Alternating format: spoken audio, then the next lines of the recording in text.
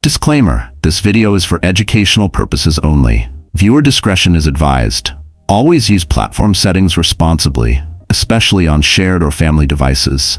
Have you ever clicked on a video and noticed it's either blurred, blocked, or just won't play? Especially when it's more mature in nature? You're not alone. YouTube and Facebook have strict filters that hide adult or sensitive content by default. But here's the thing: you can control what you see.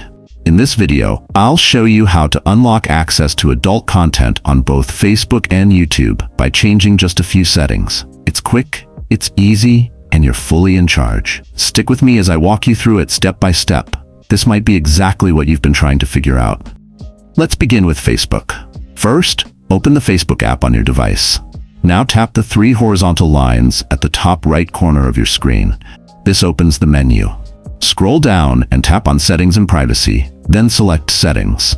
From there, scroll down again and look for Content Preferences. Tap that. Now choose Manage Defaults. This is where Facebook lets you control the type of content that appears in your feed. You'll notice an option for sensitive content. If Show Less is selected, Facebook filters out most adult-themed or sensitive posts. But if you're ready to view mature videos or adult discussions, tap it and choose Default instead. A confirmation message will pop up. Confirm your choice and your content will no longer be restricted. Now let's move to YouTube. Start by opening the YouTube app. Tap your profile picture in the bottom right corner. Next, hit the gear icon at the top right. This takes you into your settings. Tap on General to access overall preferences.